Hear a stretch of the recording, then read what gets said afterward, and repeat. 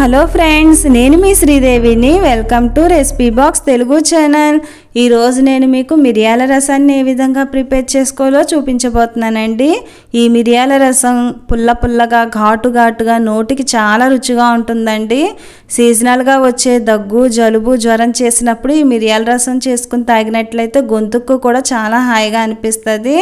ఇది రైస్లోకైనా తీసుకోవచ్చు, లేదంటే సూప్గా కూడా డైరెక్ట్గా తాగొచ్చండి. మరి దాన్ని ఏ విధంగా ప్రిపేర్ చేసుకోవాలో చూద్దాము.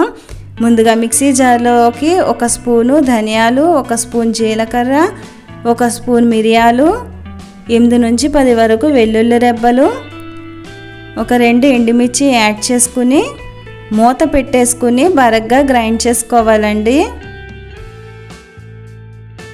హెల్త్కి కూడా ఈ మిరియాల రసం అనేది చాలా మంచిదండి. ఈ విధంగా బరగ్గా గ్రైండ్ అయితే సరిపోతుంది. ఇప్పుడు నిమ్మకాయ అంత సైజులో చింతపండు తీసుకుని నానబెట్టుకోవాలి. ఒక పెద్ద టమాటాని ముక్కలుగా కట్ చేసి పక్కన పెట్టుకోవాలి. ముందుగా స్టవ్ వెలిగించుకుని ఆయిల్ వేసుకోవాలండి. ఆయిల్ హీట్ ఎక్కిన తర్వాత 1 స్పూను ఆవాలు వేసుకోవాలి. ఆవాలు చిటపటలాడిన తర్వాత మెంతులు వేసుకోవాలండి. 1/2 స్పూన్ మెంతులు, 1/2 స్పూను ఇంగువ యాడ్ చేసుకోండి. ఇంగువ ఇష్టపడిన వాళ్ళు ఇంగువని స్కిప్ చేయొచ్చు.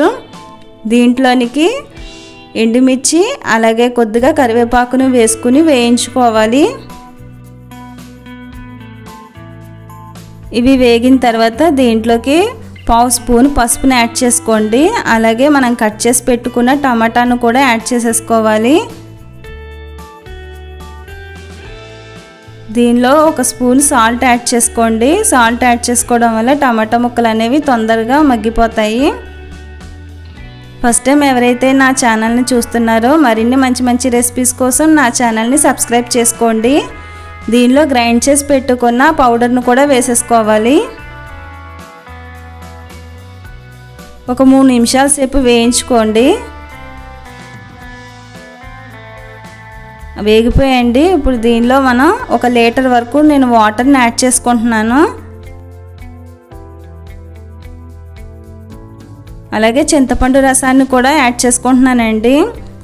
చింతపండు రసం 1/4 లీటర్ వరకు ఉంటుంది. ఒకసారి కలిపేసుకుని దీనిలోకి మనం కొత్తిమీరను కూడా యాడ్ చేసేసుకుందాము. ఇప్పుడు మంటని హై ఫ్లేమ్లో పెట్టుకుని 8 నుంచి 10 నిమిషాల సేపు మరిగించుకోవాలండి మిరియాల రసాన్ని. 10 నిమిషాలు అయిపోయిందండి. గుమగుమలాడే మిరియాల రసం అనేది రెడీ అయిపోయింది. మరి నేను చేసిన ఈ మిరియాల రసం మీకు నచ్చినట్లయితే ప్లీజ్ లైక్ చేయండి. మీ ఫ్రెండ్స్కి, ఫ్యామిలీ మెంబర్స్కి షేర్ చేయండి. దీన్ని ఇప్పుడు ఒక సర్వింగ్ బౌల్లోకి తీసేసుకుందాము. మీరు కూడా ట్రై చేసి ఎలా వచ్చిందో కామెంట్ సెక్షన్లో కామెంట్ చేయండి. మరిన్ని మంచి మంచి రెసిపీస్ కోసం నా ఛానల్ని సబ్స్క్రైబ్ చేసుకోండి. మరొక మంచి రెసిపీతో నా నెక్స్ట్ వీడియోలో కలుస్తాను. Thank you for watching.